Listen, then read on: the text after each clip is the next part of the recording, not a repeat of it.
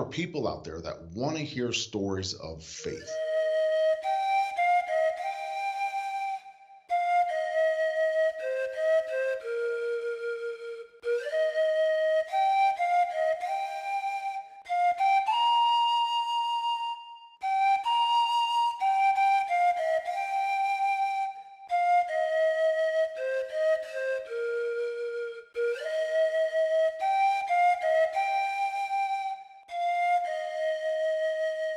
Hello, this is Why We Are Christians.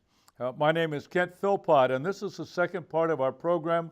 We're talking with Joe Taylor. He's in Cincinnati, Ohio, and he's on a screen right over here. And we use a little program called Skype, but we met in Cincinnati at the CBA, the Christian Bookseller Association, an international Christian retailer show in Cincinnati in just last year, 2017. And you interviewed me on your program. I think I recognize that microphone that I see right there. Yeah, in the back. That's in it. the background? Yeah. And I can see over, your left shoulder. That's your banner. Right. OnFaithEdge.com. And tell us a little bit about how you got involved in media. How did all that work, Joe? So growing up, I was a talk show junkie. I loved listening to some of the political shows.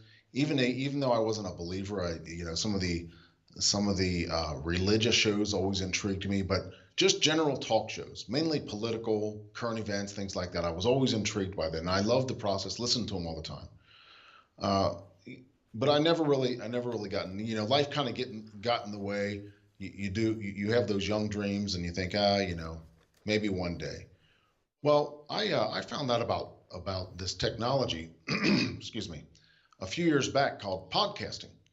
Podcasting. And that's what On Faith's Edge is. It's a podcast. Internet radio. You can listen to it on iTunes. You can listen to it on Stitcher Internet Radio. You can listen to a podcast through Spotify and the iHeartRadio network, TuneIn Radio. So there's all kinds of these outlets that you can find all these really interesting, any subject that you want to find, you can find a subject on podcasting. Just go to iTunes and type in podcasting and look up any subject. You're going to find a subject for you. So I found this technology called podcasting. So I looked into it, and I just became intrigued with it. And I had this message in me, and this message in me was, there are people out there that want to hear stories of faith. People want to hear true stories of faith, and they want to find out what drives people to faith, and why they believe, and how they believe, and if they still believe, even though they call themselves a believer. Because I have found people that call themselves a Christian. They've been living as a Christian, and find out they're not sure they are anymore. Joe, that's an interesting conversation. Because of my involvement in the Jesus People movement, I found so many of them who came to faith during that period, late 60s, early 70s, and may have gone decades, walked away. You'd think they weren't a Christian, but they actually were, and they all of a sudden came back. I wanted to ask people of some kind of notoriety questions about their faith. And I wanted to find out not only how they became a Christian, I wanted to find out, have they struggled with their faith? Have they had a time in their life where they questioned even the existence of God? Whether this God that they claimed that they believed didn't even existed anymore in their mind. I wanted to find out if there were times in their life that they felt it was necessary to set aside their principles of faith. And for the sake of profit, for the sake of expediency, for the sake of convenience. I wanted to find out their struggles with God, and why they believe and why they don't believe anymore. And so I wanted somebody to listen to my show, Kent, and that was standing right on a cliff, and they can either step off this cliff and into faith, this unknown world of faith, this adventure that we live, um, or they can decide not to. I wanted to speak to that person that is right on the edge of that cliff. And so the idea of being on faith's edge came to me. That's what I named the show. Yeah, and they're making that choice right now to believe or not to believe in God. And I was in that place. We talked in the previous show. I was in that place to believe or not to believe in God, and I had to step off that edge. I had to step off that cliff eventually, with as much due diligence as I did, with as much research as I did, to present a logical argument in my own mind to believe in God. I still had to step off into faith. I still had to step off faith's edge. And right now I am off faith's edge. I want to go back, dude. Don't get me wrong. I want to go back. you know. And I have talked with some really well-known names in the Christian entertainment business. People like Michael Sweet from Stryper and Mark Lowry and Petrus John Schlitt. Pat Boone came on the show. Joel Smallbone for King and Country. Comedian Shonda Pierce, Danny Gokey, baseball legend Darryl Strawberry. Recently, I had Nicole C. Mullen was on the show. David A.R. White has come on the show, and actor Daniel Roebuck just came on the show. He's got a really cool movie coming out called Getting Grace. But Daniel Roebuck is an actor who talked a lot about his faith. And if you don't know who Daniel Roebuck is, look him up. You'll say, "Oh yeah, I know him." Oh. Yeah, you're gonna find all kinds of good conversations about with these folks. About they talk about their current projects, of course, but then we dig deep into their faith, and we talk a lot about their faith, and very, very transparent about the times that they stopped believing in God, and the times that they didn't necessarily question the existence of God, but they questioned whether God cared anymore. Whether God was there, or whether God had just abandoned them. This is true, dude. Let me tell you something, Kent. Oh yeah.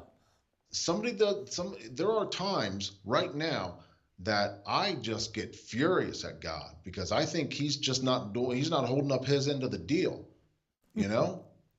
and these are true emotions that many of these same people feel. And so you're going to hear stories about faith and about how they came to faith and how they came to believe in Jesus Christ and why they still believe in Jesus Christ.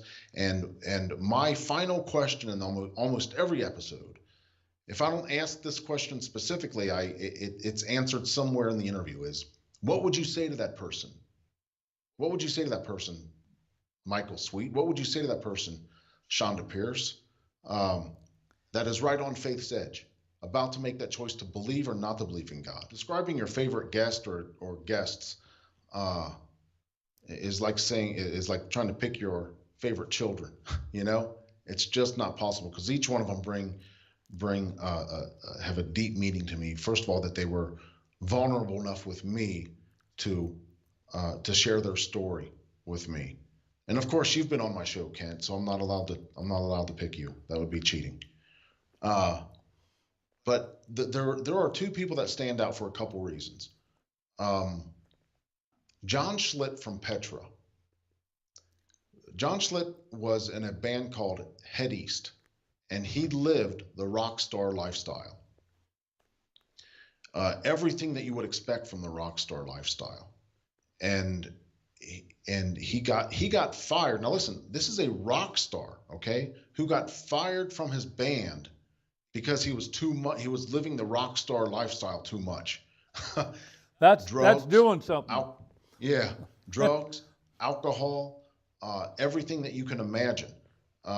John Schlitt was that guy.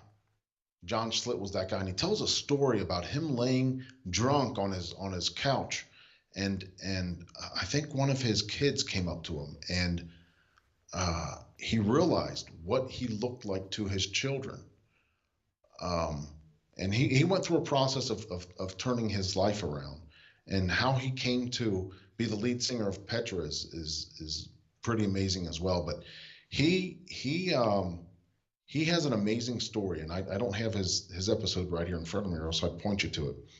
Another guy is I would probably say Michael Sweet from Striper. Uh, Another guy that he's been in a quote unquote Christian band his whole life, and but they didn't always walk the walk and talk the talk. And he's very transparent about they'd go out and preach a clean lifestyle and didn't live it. And he's very transparent about that. Michael Sweet's a really an interesting character, man. Right. How do you find people that to bring on your program? I have a list of people that I want on the show, and I go through a process of contacting either their public relations people or their managers or their agents. The show has been blessed with uh, some success, and we have now started attracting some people that want to come on the show.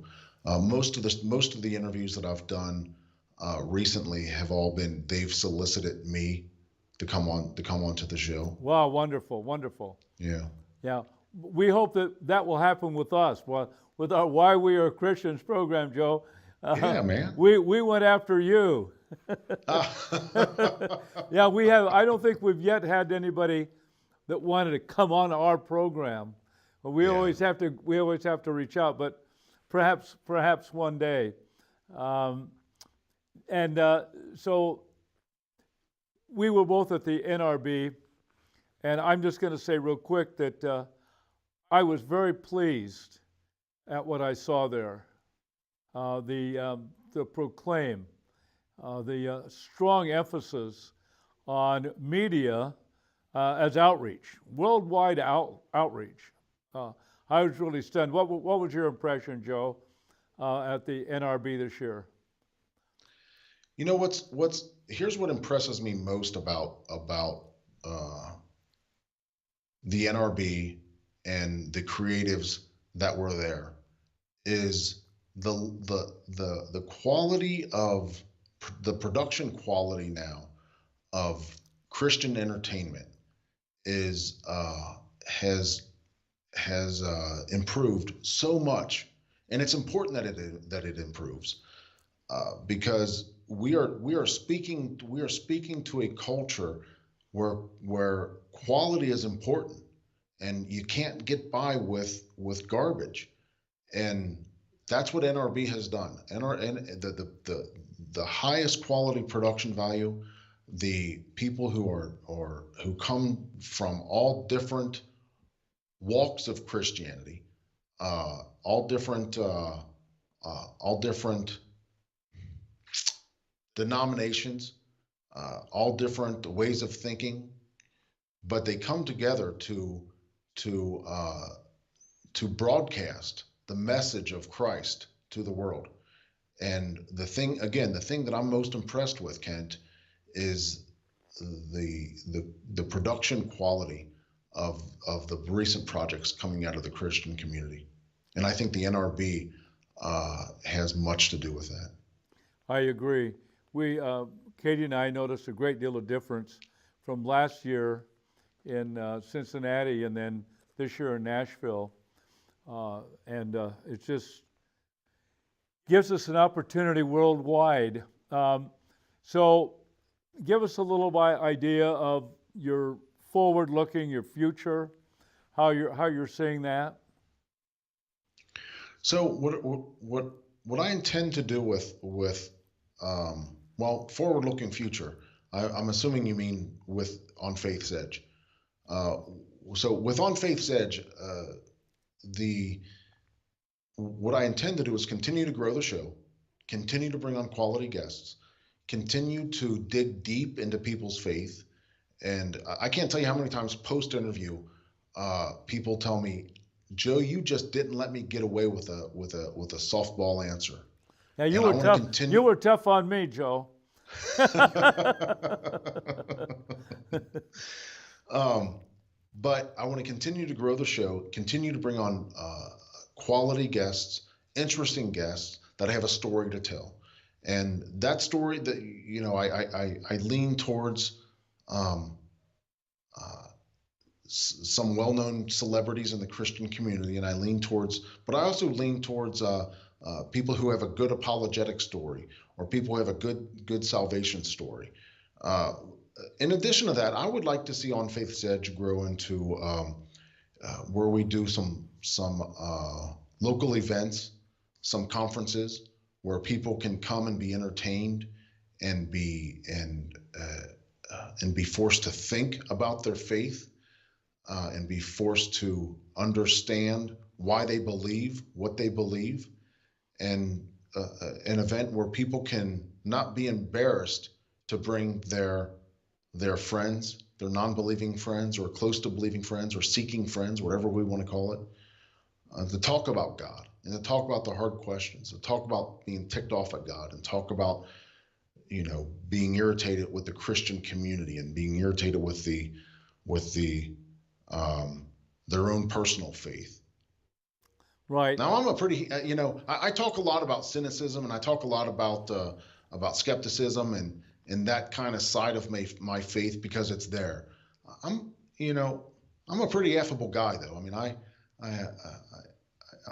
I'm serious about my faith, but not so serious about life.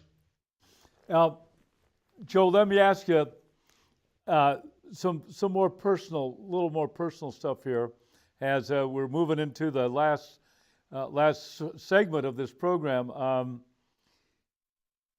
Kind of describe your spiritual discipline. Do you read the Bible? Do you have a prayer time? I do. I do. Yeah, I try to get through the Bible once a year at some level. Okay. That I think that's important to me to stay in the Word. Um, I so I have some kind of it's not consistent, Kent, but yeah, I stay in the Bible, and I think that the Old Testament is very important, and I want to understand the Old Testament more. Uh, I'm definitely a New Testament grace guy, but I want to understand the history of my faith that is found in the Old Testament. You may have heard me say this either this show or last show. Uh, I call myself a recovering atheist because my skepticism and my cynicism drives my faith. And Say that one more time. I You're call my I call myself a recovering atheist because my skepticism and my cynicism drives my faith, and I allow it to. When I feel myself doubting God, and when I feel myself being skeptical of my faith, and being cynical about the idea of there being a God, because let's face it, junk happens, man. There's some really crappy stuff that goes on, and anybody in their right mind that doesn't say, God, why are you letting this happen, is a fool, dude. We do that. We do that, and you look at the tragedy that goes on, and not just, we can talk about the recent events, but there are there's some stuff in this world uh, that you got to think to yourself, why does a loving, caring God let this happen? Why? If he's God, then why doesn't he create some kind of process, some kind of world that this junk doesn't happen? I Why? my my new book. Why doesn't he create? Why isn't that? He's God. He's the creator of everything, and everything has to include the ability to create a world that stuff doesn't exist. But here's the thing, man. Here's the problem with my argument with that statement, Ken. Are we okay? Are we Oh okay yeah, with doing this? we got 7.5 minutes, Joe. We're good. Okay. Okay, I'll take 7 Take your minutes and time. 35 seconds. We're good. We're So good. here's the argument with that. God didn't create this stuff. In a warped sense, track with me here. Love created this mess that we're in. Okay. Because God, whatever God's economy, however that works, and if you think about it, it makes sense. You cannot have love without a choice to not love. Okay. It's You true. cannot, It's all just math. It's all just right, nothing. Fluff. right, Doesn't make any, nothing matters, nothing counts. right. You can't have love without the option of not love. And with the option of not love, and with the option to not love, you have rejection. Now, when you reject God and sin, that brings a whole different that brings into this world uh, that brings sin into this world. And so when sin comes into the world, that's what leads to this mess that we're in today. That's why we need a savior. That's why we need Christ on the cross. And not only Christ on the cross, but Christ in the grave and Christ resurrected. That's why we need salvation. But ultimately, it's God's love. It's God's love for us to give us the choice to not love him that has created this mess. Is it that child's fault that they're dying of starvation in an intellectual sense? No. It is not that child's fault. And God loves that child. And I believe that the loving God, we live in this finite sense of existence, Kent. And in this finite sense of existence, we don't look at eternity. We don't think about that starving child is just that her life right now is just a blip, just a tiny hair of not even whatever. It's just a blip of what her existence will be for eternity. She's going to be taken care of by God for a long, long, long time in glory, in comfort, and in joy. But our sin as man, we did that, dude.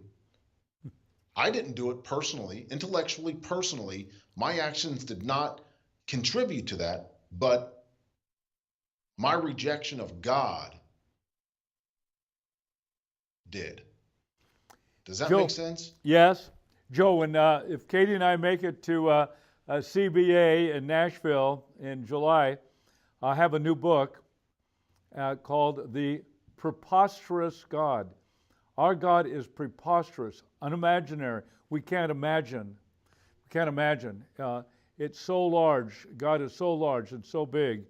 And I just stumbled across that idea. I think that you've described a preposterous God, huge and almost impossible to imagine. And, right. And we can't put him in our box, man. And I can't do that. Believe me, I've tried it. It would be nice to keep him in my pocket and pull him out when I want him. Yes, You know? yes. Yeah, the God that takes care of things. Yeah. God is very big.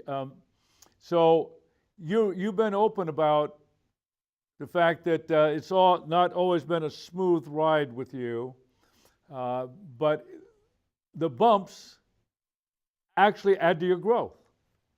Absolutely. Yeah. Absolutely. Because I am forced to look at my faith on a regular basis. Yeah. I force myself to look at the concepts of God and the concepts of my faith and the concepts of Christianity. I'm forced to look at that on a regular basis. And when I force myself to look at it, I arrive at that spot that I arrive at that spot that I arrive at that same spot that I arrived at 20 years ago, or however long that's been. Sure. I don't know when I drew my line in the sand. I just know it was a process, man. Yeah. Yeah, it's an incredible adventure. You used the word adventure a couple times, Joe. The Christian life is an adventure. It's the most interesting of all of them. And there's this excitement. And I know a media guy like you're right up there with the excitement. I'm glad you're doing what you're doing. So let me ask you this. I got two questions I like to ask. Okay. Hope I don't catch you. What's your favorite book in the Old Testament? What's your favorite Old Testament book?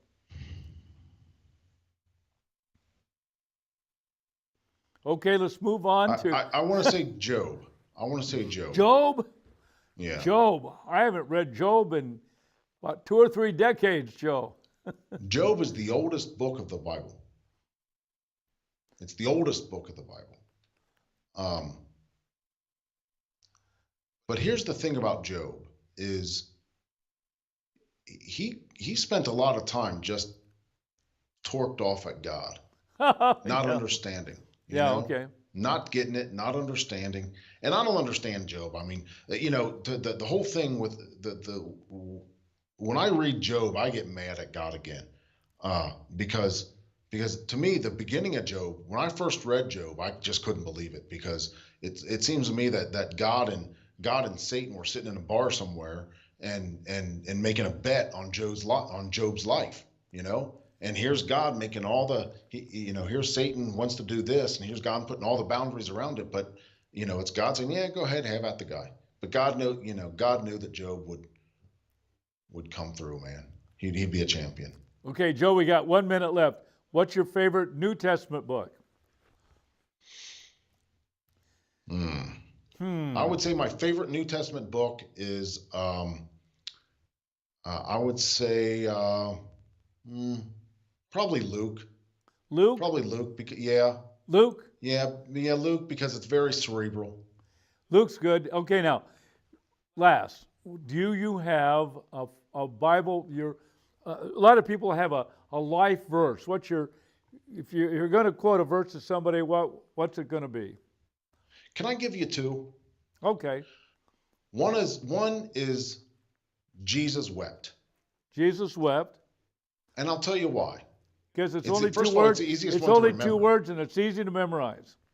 But also, in that one verse, if you read the backstory to Jesus wept, the backstory is he was sad because his friend was dead, and he was sad because he was about to raise him from the dead, but he was sad because of the angst and the heartache that his family, that this friend of his family was feeling.